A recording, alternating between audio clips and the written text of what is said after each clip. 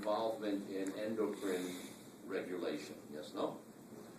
Let's start with him first. He's a lot simpler than she is. That's always the case.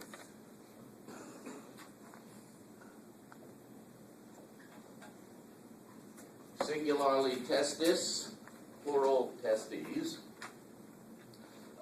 The male testes are responsible for the production of a couple hormones. The one that is of most significance that you should be aware of is the virilizing male hormone, a steroid-based compound called testosterone. Testosterone is known as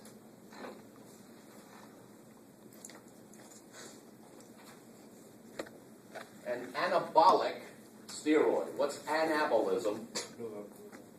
The professional athletes that take these roids that build up their body so that they're stronger and faster and bigger and yes, no? Anabolic. Testosterone stimulates the development of bone and muscle tissue. It is synergistic with somatotropin. That's why typically the young male has a larger skeleton and a larger musculature than his female counterpart. In addition to building the body, we say that the hormones are androgenic. Andro, from the Greek, male, genic, generating. They generate maleness. Testosterone stimulates the development of secondary sex characteristics. What that means is typically the male has a beard that the woman doesn't have. The male has a libido, an appetite, different from the ladies.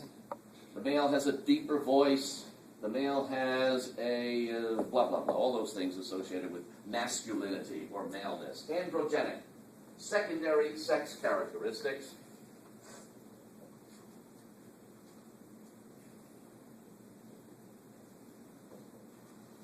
And testosterone is associated with a reproductive function. That is, testosterone stimulates the production of the male gametes. Do you know that word gamete, by the way? Thank you, Mr. Paul. Gamete is a generic term referring to the reproductive cell. The male's reproductive cells are known as spermatozoa. The female's reproductive cells are known as ova. Yes, no? I think we kind of know that.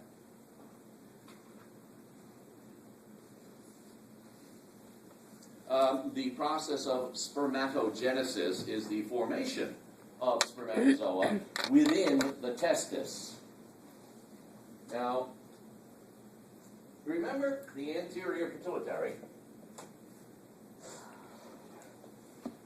released a couple of gonadotropins,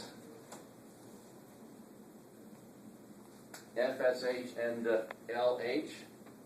Did I mention to you, and I think I probably did, that the female reproductive cycle is a lunar 28-day cycle? Yes? The male reproductive cycle is a daily 24-point-something hour cycle. Yes, no? 24 hours and a couple minutes. So the lady is producing one viable egg typically per month. The gentleman is producing hundreds of millions of viable gametes, spermatozoa, daily. Did we mention these numbers? Yes. Okay. So, it is, did we do this in class the other day? Yes or no? FSH and LH, you went over, Did we talk about what it does to the male testis? Did we look at a male testis? No. Okay, then we didn't do this. A male testis is ovoid. Internally, in cross-section, perish the thought, a male testis contains a series of highly looped, regularly configured loops. And these loops, they're hollow, they're ducts.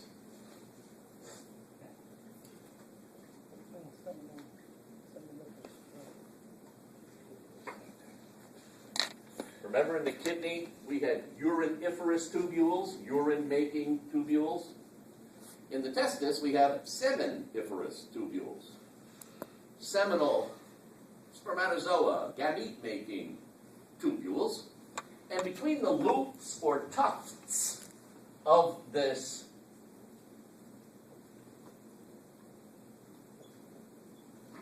testis,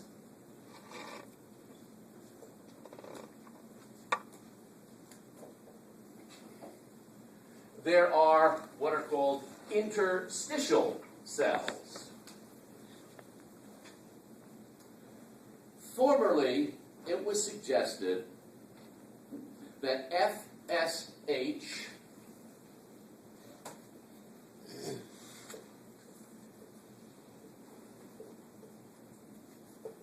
stimulated spermatogenesis. It had a target effect only. FSH told the seminiferous tubules, those germinative cells within, make sperm. LH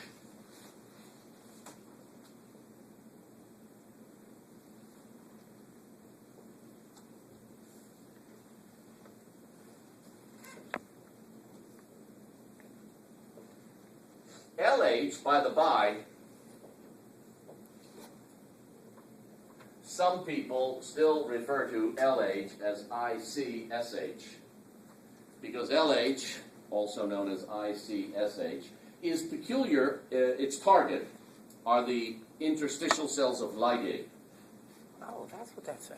Leydig, German guy.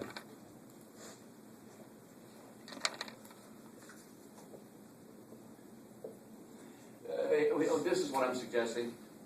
Early studies suggest that FSH's target were the seminiferous tubules, ST, and when FSH landed on the seminiferous tubules, those cells made sperm, spermatogenesis.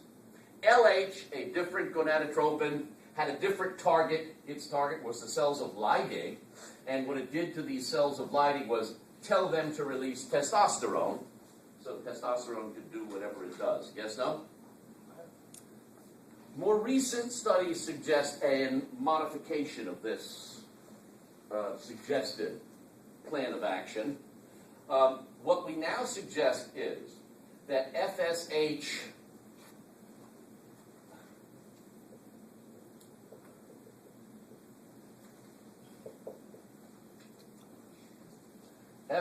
doesn't stimulate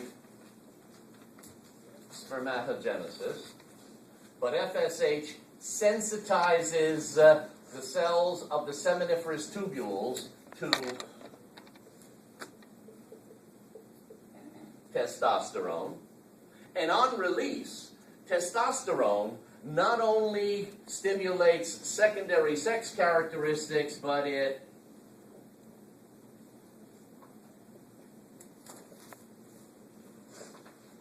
stimulates the production of sperm in the male. All right? In either case, FSH is associated with either the production of or sensitization of the seminiferous tubules leading to the production of sperm. LH brings about testosterone release, and whether it finishes the job or is simply virilizing, you know the word libido? You would. Libido is the sexual appetite. Yes, no?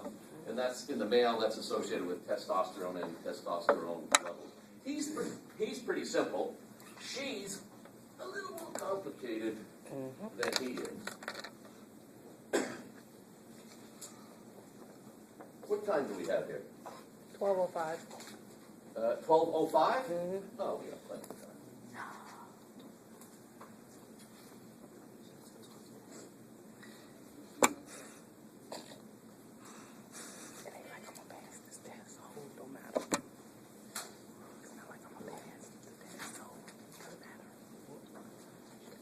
It's difficult to discuss the testes and the ovaries without discussing the anterior pituitary and the gonadotropins.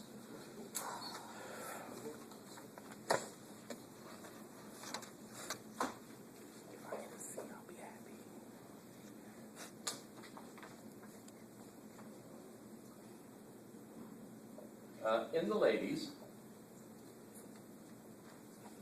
the gonad is the ovary, and the female ovary, structurally, a little different from the male testis. That testis I had on the board over here a minute ago, watch, please. And those are the seminiferous tubules. If we take a small section out of the seminiferous tubule and magnify it, enlarge it, it's a hollow tube, and the inside of the tube has several layers of tissue. The ones closest to the wall are the least developed, the germinative epithelium. All spermatozoa that the male generates come from germinal cells, which are close to the edge of the tube. As the cells mature, they produce spermatozoa and release them into the hollow center of the tube. The sperm is produced in all these tubes. It collects here in a little reservoir on the back of the testicle. Ductwork leads from the back of the testicle down to the base of the scrotum, up, back into the body cavity. Spermatogenesis in the male cannot occur at a temperature of 98.6 or higher. That's why the testes have to descend from the abdomen. The testes are formed in conjunction with your kidneys. As the embryo, as the little boy develops fetally, the testes migrate down along the surface of the ureter to the back of the urinary bladder, and they find a hole in the floor of the male pelvis, and the two testes are supposed to drop through this hole, be collected in the scrotal sac, and reside outside the body. Because when that young male goes through puberty, the only way he can adequately produce enough spermatozoa to be considered fertile are because the spermatozoa won't develop at temperatures higher than 98.6. So the scrotum is outside the body and cooler than the rest of your core body temperature, yes?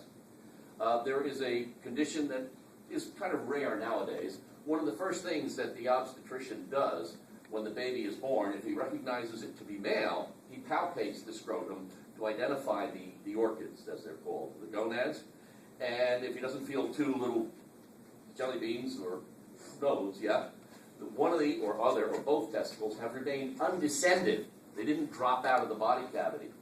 If that isn't attended to immediately, that child will not physically and reproductively develop appropriately. So it's corrected very simply. If the testes don't descend, they're said to be crypt orchid. A crypt is a secret burial, yeah? Mm-hmm. Orchid is the euphemism they use to identify the male gonad. So the orchid is buried, yeah? Undescended, they just, a little incision at the base of the scrotum, they draw the testis out, they close up the suture, they suture up the hole, and the testis is outside the body. The kid will grow up and develop quite normally. But it requires a temperature less than core or body temperature.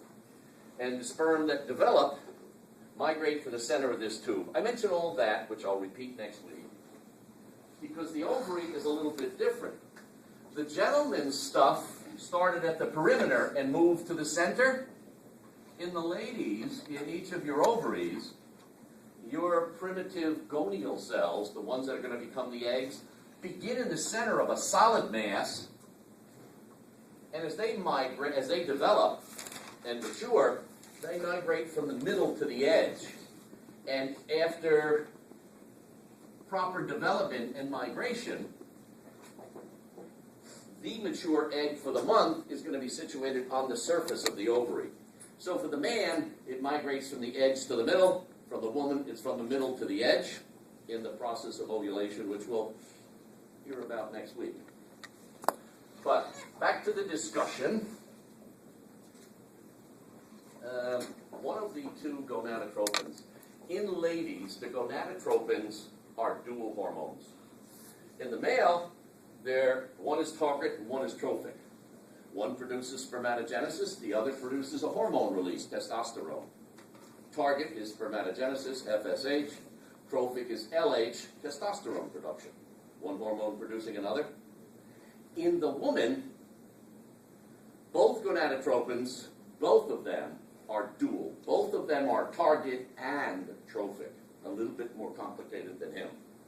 In the female, what FSH does in a target sense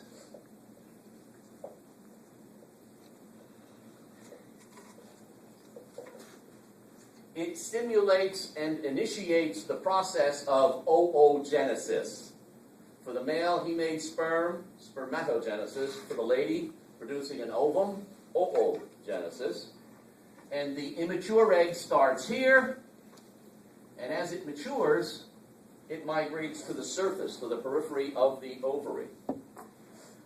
The egg is not alone in the lady's ovaries. The eggs occur in what are called follicles. And the follicle is comprised of the egg in a nest. Yeah? The follicular cells, the non-reproductive cells of the follicle, are the nest that surrounds the egg. So what FSH does is stimulate the development of the egg, and as the egg develops, the nest gets bigger, and as the nest enlarges,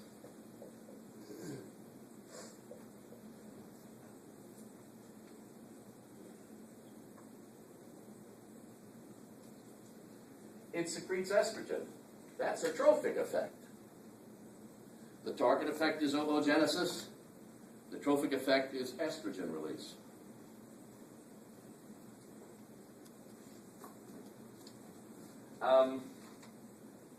The female's reproductive cycle is typically a lunar month, a 28-day cycle. Please listen. During which a series of activities, initially leading to the formation of a ripe egg, the release of that egg, and the hope that that egg will be conceived, will be combined with and unite with a male gamete. In the event that conception does not occur, other preparations for pregnancy that the mother's uterus, or the young lady's uterus, has been making are canceled and reinitiated anew for the following month. What I mean by that is, the female reproductive cycle involves the release, the maturation and ultimate release of an egg, the possible fertilization of that egg. If fertilization occurs, and by the way, release of the egg typically ideally occurs on day 14.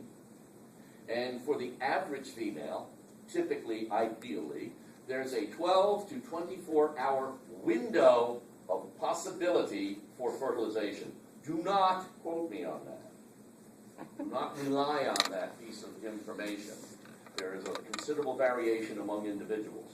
But ideally, the egg is only fertile for 12 to 14 hours. Its time of release can be delayed or accelerated by 18 hours, so you can't count on day 14 if you're counting anything. So at any rate, the eggs will release ideally on day 14. It's fertile for 12 to 24 hours. The egg is released and introduced into the oviducts. If fertilization is to occur, fertilization occurs in the oviducts. The egg hasn't traveled very far in 12 to 14 hours before the fertilization can or cannot occur. If fertilization occurs, it'll be 7 to 9 additional days. It'll be day 15 to day 22 or 23 before the egg, fertilized and in its early stages of development, enters the uterus and finds a comfortable place to lay down in for the next 8.5 months. The lady doesn't know that she has conceived for those 7 to 9 day indefinite days of transit for the early fertilized egg. If she's not conceived, there will be no implantation, there will be no pregnancy.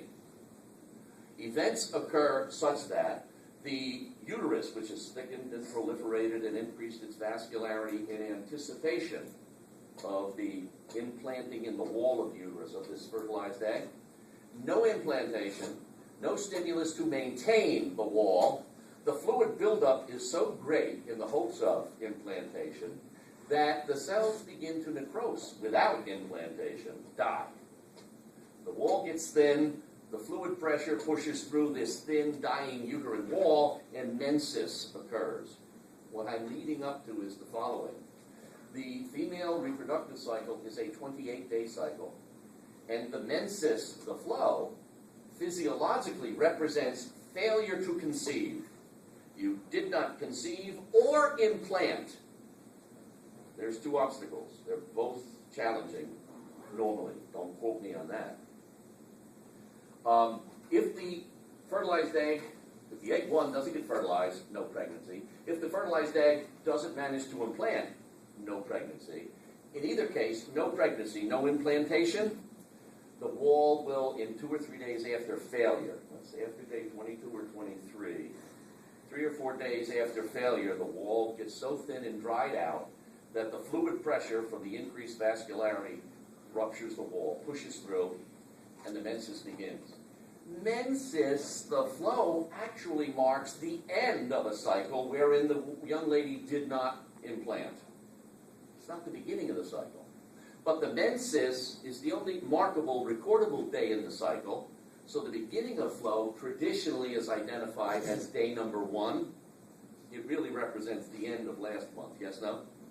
It's the physiological end of last month, but the calendar beginning of the new month, yes?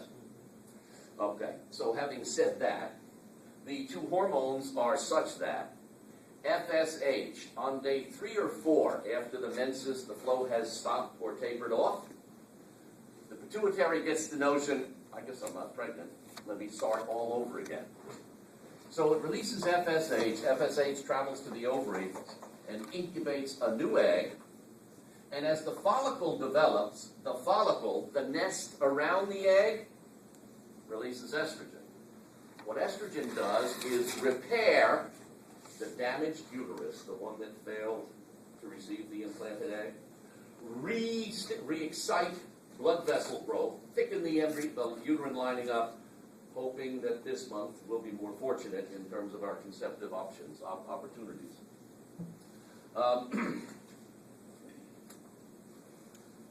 It takes from about day 4 or 5, 10 or 11 days, for this egg to have matured and migrated to the edge of the uterus.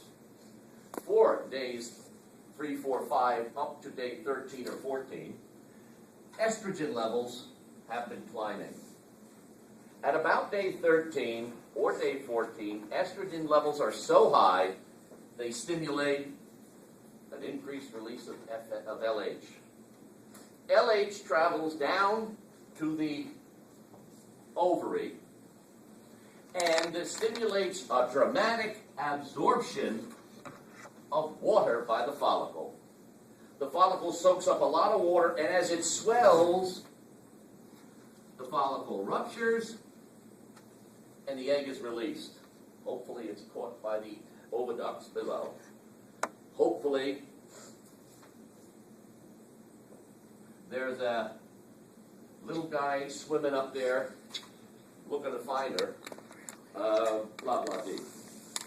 So LH is both trophic and target. 1, LH brings about the release of the egg from the follicle. And following ovulation,